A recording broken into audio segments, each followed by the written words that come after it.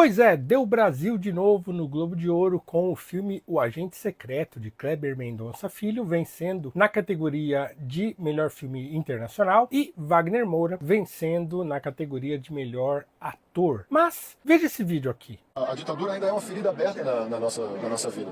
E eu acho que a gente deve continuar fazendo filmes sobre a ditadura, porque como vocês mesmos falaram, cada um vai ser diferente do outro. É importante a arte, o cinema, a cultura. Eles têm várias funções, não dá nem para dizer qual é a principal. Talvez a principal seja educar o seu espírito, não educar de uma forma, nem tem que educar ninguém, mas ser o espírito da gente para estar mais aberto, mas a outra coisa que é o efeito colateral é a preservação de memória. A gente tem essa função, o que a gente faz. E assim como a universidade tem, mas o cinema faz isso ser popular, né? Então é bom. A gente tem que preservar a nossa memória e os filmes ajudam. Para mim, há alguns problemas nessa fala aí do Wagner Moura, e é sobre isso que vamos falar no vídeo de hoje.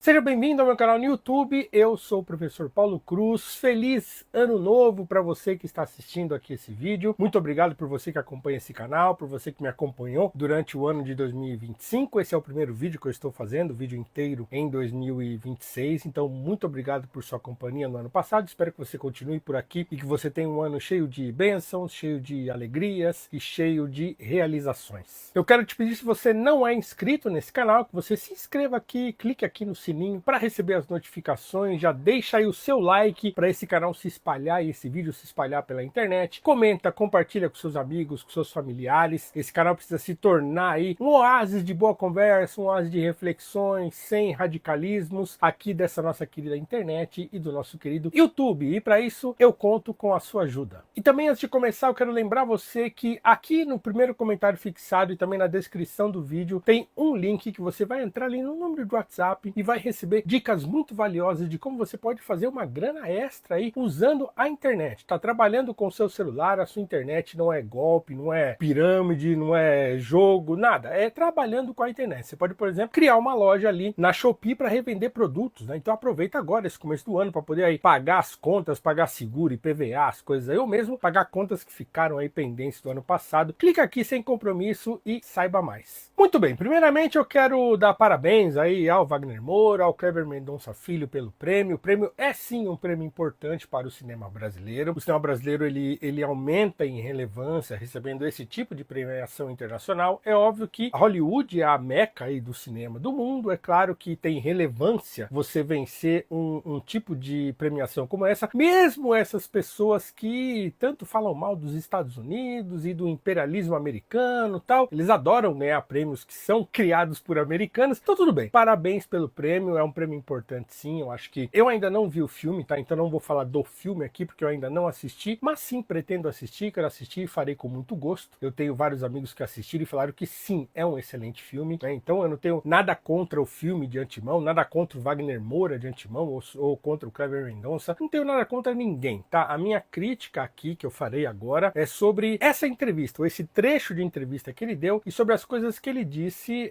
nesse trecho que vocês viram aqui na introdução do vídeo, tá? Então não tem a ver com o filme, nem com a atuação e nem com o prêmio. A primeira coisa que eu queria dizer aqui é que um artista é, em tese, só um artista, né? Um artista não é necessariamente um pensador, um filósofo, um sociólogo, né? Um artista não tem essa responsabilidade de transformar a realidade, de tentar passar uma verdade que não seja a verdade artística dele próprio, né? O Tarkovsky, né? O Andrei Tarkovsky, o grande cineasta, ele tem uma frase que eu gosto muito, que é: o artista, ele é um servidor, né? Ele está o tempo todo tentando pagar pelo dom que ele recebeu, e ele está tentando pagar com a sua verdade artística, né? Com a sua vida imersa na sua arte. Então isso não faz dele um pensador. Se você, sei lá, for lá na feirinha de pedra sabão de Ouro Preto e conversar com aqueles artesãos, aqueles artistas ali, populares que estão ali, provavelmente eles não têm uma opinião muito formada sobre os problemas do mundo. Eles querem fazer a sua arte, eles querem vender aquilo que eles estão fazendo ali, ganhar algum dinheiro e tal. Então, em tese, um artista, ele é só um artista. Um artista, ele, para ter a pretensão de ser um pensador, ele precisa de muito mais do que só o seu talento artístico. É preciso um certo aprofundamento que, em geral, os artistas não buscam, porque eles não têm nem tempo de buscar esse aprofundamento, porque ou eles se aprofundam na sua arte, ou eles se aprofundam numa vida de pensamento. Essas duas coisas, para serem conjugadas, elas são raras e precisam de um tipo de talento que é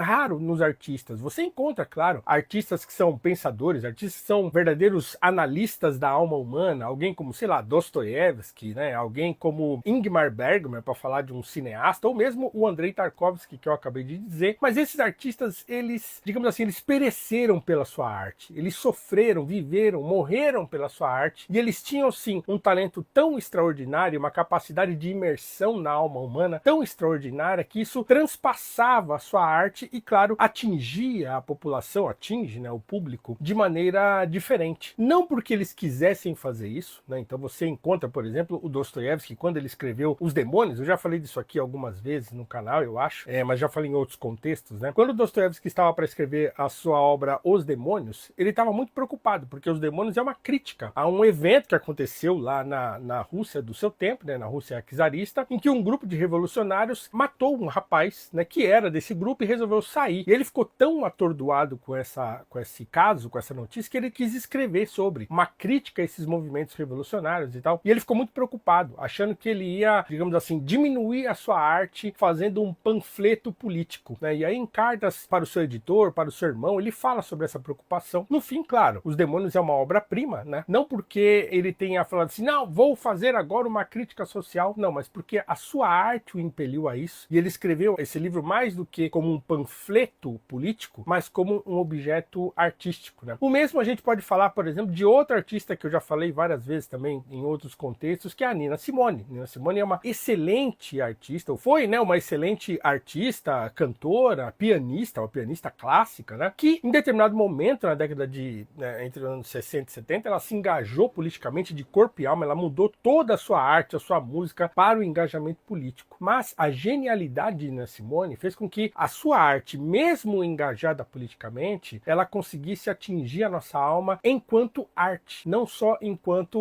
um engajamento político ou uma mensagem política. Mas isso é raro, isso é raríssimo, né? Você tem poucos artistas na história que tiveram essa capacidade. Então, em tese, um artista é só um artista. A pretensão que o artista brasileiro, sobretudo, tem, cara, os artistas de Hollywood também são assim. Tinha lá Mark Ruffalo e outros lá, artistas com um broche lá sobre o que aconteceu, um caso recente lá de uns agentes federais lá que mataram uma moça que tentou furar um bloqueio ali de questão de imigração, não sei o que, enfim. Então teve um rolo lá e aí os artistas colocaram um broche lá achando que aquilo estava fazendo uma grande coisa, claro. Então assim, a gente lembra nessas horas daquele discurso, daquele monólogo do Ricky Gervais, né? Ele fez um monólogo em 2020 no Oscar, se eu não me engano, foi no Globo de Ouro mesmo, né? Em que ele fala sobre isso. Eu não vou passar aqui, mas vocês já devem se lembrar. Ele faz críticas muito mordazes aos artistas de Hollywood. Até hoje eu me penso se aquilo foi combinado. Provavelmente foi, né? Hollywood fazendo ali uma análise coletiva, né? Um tipo de confissão de culpa coletiva, né? Então permitiram que ele fizesse aquele monólogo que foi muito arrasador para aquele mainstream artístico que tem pretensões muito altas, muito para além da sua capacidade de inserção mesmo no pensamento, na mudança da sociedade, coisa e tal. Então isso é raro. Fica aqui então a minha primeira reflexão. Então essa pretensão que o Wagner Moura tem de falar, não, porque olha, a arte tem essa função de educar. Educar? Como assim educar? Ela não tem, em tese, essa necessidade. O fundamento artístico, ele não é a educação, ele é o entretenimento, ele é o regozijo, ele é a contemplação estética, né? Educar é uma função,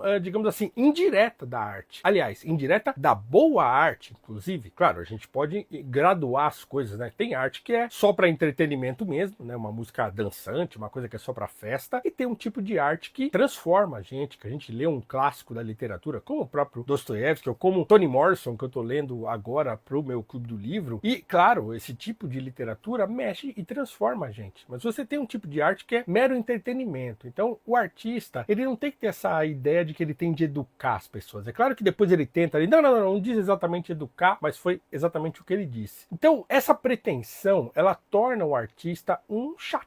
um mala sem alça, como se diz. Então, todo artista que é palestrinha, assim, que toda vez ele quer passar uma mensagem, ele acha que ele tem uma função pública que é primordial na sua arte, tudo isso torna ele um chato. Tem um vídeo recente aí de um table talk que o Wagner Moura participou aí, então você vê um monte de atores ali conversando, dando risada, então na hora dele falar, ele fala com aquele tom sisudo, com aquele tom querendo dar um discurso e tal, então isso torna o artista um chato, e nesse sentido o Wagner Moura é um chato. Ele é um bom artista? É, ele é um bom ator, ele ganhou aí o prêmio, e um prêmio merecido, mas isso torna ele um artista chato, né? Isso faz do artista um sujeito pretensioso. E o artista brasileiro, pelo menos o artista do mainstream, ele pensa cumprir esse papel 24 horas por dia. A sua arte é 24 horas por dia engajada. O artista engajado, ele é fundamentalmente um chatão do rolê. Uma outra coisa que salta aos olhos quando a gente olha um artista brasileiro, sobretudo um artista desses do mainstream brasileiro, da música, do cinema e tal, é que ele é elitista. Por que ele é elitista? Porque, primeiro, a gente precisa ser aqui sincero, a gente não pode ficar tergiversando com medo de ser cancelado, né? A ditadura foi um problema da elite brasileira. Foi um problema da elite, da classe média alta para cima. Porque os pobres, eles estavam tentando botar comida na mesa, trabalhar, arrumar emprego. Eu sempre falo isso, que o meu pai, na época da ditadura, ele estava trabalhando, ele estava estudando, ele fez 2 faculdades durante a ditadura, ele estava pouco preocupado. Eu falei sobre isso, inclusive, quando eu fui lá no Mano a Mano, no podcast do Mano Brown. Meu pai tinha consciência das coisas, ele fala que ele tinha lá o livro do Marighella lá escondido na casa dele, né, que era um livro subversivo e tal, então ele sabia das coisas, mas ele estava tentando alimentar os filhos, né. Meu pai já tinha 3 filhos quando a ditadura estava rolando, eu sou o 4º e último, que nasci 10 anos depois do meu irmão anterior, e eu nasci em 75, né? Então ainda vivi 10 anos ali da ditadura. Então meu pai era um homem negro, periférico, tentando dar conta de cuidar da sua família, né? Uma esposa e 4 filhos. Ele não tinha tempo de se envolver em atividades subversivas, em querer acabar com a ditadura. Então a maioria das pessoas pobres, periféricas, elas estavam trabalhando, elas estavam cuidando da própria vida, elas estavam tentando sobreviver num país que nunca deu muita trela, nunca deu muita bola para a população mais pobre. Então o que acontece é que sempre quando a gente vê esses filmes de ditadura, sempre quando a gente vê essas discussões sobre a ditadura, são discussões da elite brasileira. Esses cineastas aí, como o Kleber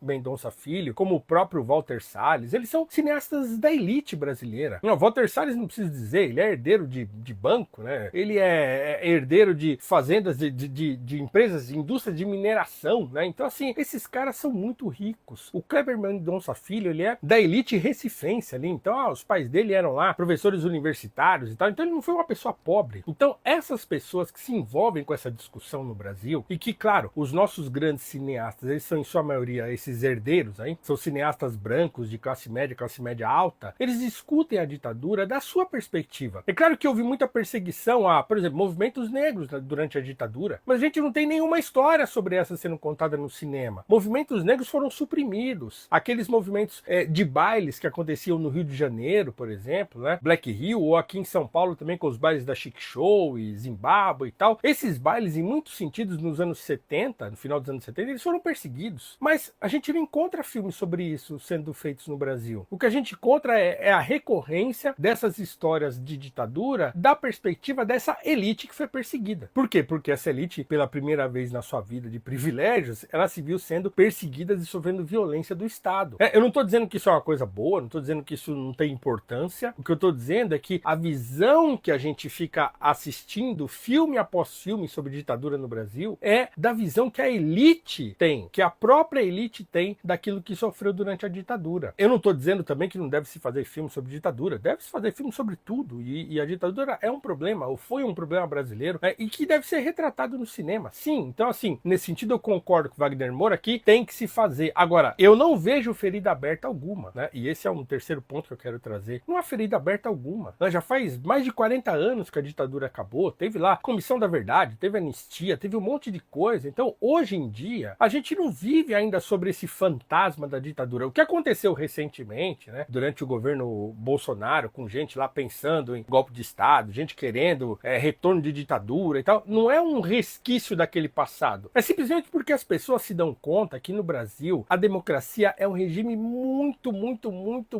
complicado. complicado. Aliás, em qualquer lugar do mundo a democracia é um regime complicado. Nisso, claro, a gente precisa lembrar dos gregos, né, que sempre disseram isso, que a democracia é um regime falho, complicado. Então no Brasil, com esse monte de oligarquias que a gente tem, com esse monte de gente mandando, acumulando dinheiro e pouco se lixando para os pobres, as pessoas começam a chegar à conclusão de que a democracia não funciona no Brasil e que só alguém de pulso firme entrando lá para resolver as coisas. Então quer dizer, esse não é um pensamento que é um resquício daquela ditadura. É um resquício do que é o Brasil. É um resquício do que a democracia do Brasil é. É um resquício de como o Brasil foi formado. Foi formado oligarquicamente, com algumas elites se perpetuando no poder, enriquecendo e se permanecendo ricas. Aliás, muitos pais desses que são hoje a elite brasileira, os cineastas aí da nossa elite e tudo mais, trabalharam para os militares durante a ditadura, ganharam dinheiro, enriqueceram durante a ditadura. O Rubens Paiva, a família do Rubens Paiva era uma família de gente oligárquica, de fazendeiros ricos aqui do interior de São Paulo, que durante a ditadura enriqueceram, ganharam muito dinheiro. E aí seus filhos com complexo de culpa ficam aí insistindo em contar suas próprias histórias para a população, e aí sem qualquer conexão com a população, o cidadão comum brasileiro, com o povo brasileiro. Então assim, eu, daqui da minha história breve, ou da história da minha família, eu tenho pouca conexão com o que aconteceu durante a ditadura. Não que isso não seja importante, de novo, repetindo, mas as pessoas pobres e as pessoas comuns de maneira geral, elas têm pouca conexão com o que aconteceu na ditadura. Porque quem sentiu mesmo os efeitos foram esses artistas engajados, sobre os quais eu falei agora há pouco, e a gente ainda os conhece, eles ainda estão por aí, Caetano, Gil, Chico e aquele monte de artista que durante a ditadura, se exilou, foi exilado, não sei o quê. Essas pessoas ainda estão aí, ditando a cultura brasileira, ditando como é que a gente deve pensar, como é que a gente deve agir, como é que o Brasil deve ser. E aí eles ficam todos aí dominando a cultura brasileira e achando que estão nos fazendo um grande trabalho, um grande serviço à sociedade brasileira, com a sua arte engajada e votando eleição a eleição no Lula, porque acham que estão votando no representante da classe trabalhadora e tal. Então, quer dizer, eles estão massacrando a população com o seu pensamento pretensioso, que sequer nos entrega uma arte que se conecte com a população, com o povo em geral. É uma arte elitista, é uma arte que não dialoga com as pessoas comuns. Por quê? Porque eles são todos pretensiosos e que gostam de ficar contando só as próprias histórias e que pouco se importam com as histórias reais das pessoas mais humildes, mais pobres. É claro que contam filmes sobre pobreza, né? Mas tem lá o Cidade de Deus, que é uma história de favela, crime, mas nunca contam histórias virtuosas, assim, ou quase nunca, ou pelo menos dentro do cinema mainstream, dificilmente a gente vê esse tipo de história sendo contada. Quantos filmes nós temos sobre a escravidão no Brasil, por exemplo? Pouquíssimos. Pouquíssimos. E a escravidão durou quase 350 anos no Brasil. Por que a gente não conta essa história recorrentemente, como os americanos fazem? Então a gente conta mais histórias sobre a ditadura do que filmes sobre a escravidão brasileira. Ou sobre pessoas heróicas que viveram durante a escravidão brasileira, que foram pessoas maravilhosas, homens negros, mulheres negras maravilhosas que viveram durante a escravidão e passaram por todo tipo de privação, superaram e lutaram contra a escravidão, sobre o movimento abolicionista. Não tem um filme sobre o movimento abolicionista brasileiro. Por que esses cineastas não se importam com isso? Será que não tem roteiristas bons para fazerem um filme sobre isso? Então é disso que se trata, né? E não pode falar sobre a ditadura ou só se fala sobre a ditadura. O fato é que toda essa entourage do mainstream artístico brasileiro, eles são autocongratulatórios e eles só falam para si próprios. O que o Wagner Moura está fazendo nessa entrevista é falar para os seus amigos. Quando ele fala, não, a ditadura ainda é uma ferida aberta. A ferida aberta para quem? Talvez nem para ele seja. É assim, do ponto de vista daquilo que ocupa a cabeça dele. Mas necessariamente ele não vive sob a égide de uma ditadura. O que aconteceu há alguns anos atrás aí, de novo, durante o governo Bolsonaro, não tem a ver diretamente com essa ditadura que aconteceu lá de 64 a 84, 85. É outra coisa. É o mesmo fenômeno sob uma outra ótica de um mesmo Brasil que insiste em não ligar para a sua população. Agora, por que ele não briga com os políticos? Por que não fazem filmes recorrentes sobre a corrupção brasileira? Por que não fazem filmes sobre o mensalão, sobre o petrolão de maneira recorrente? Por que não contam essas histórias? Porque são essas histórias que ferram com o Brasil. Essa é a verdade. Agora, pega o exemplo do cineasta Jafar Panahi, por exemplo, que foi um cineasta que também concorreu ao Globo de Ouro, vai concorrer ao Oscar, que é um concorrente direto do filme do Kleber Mendonça, Filho, que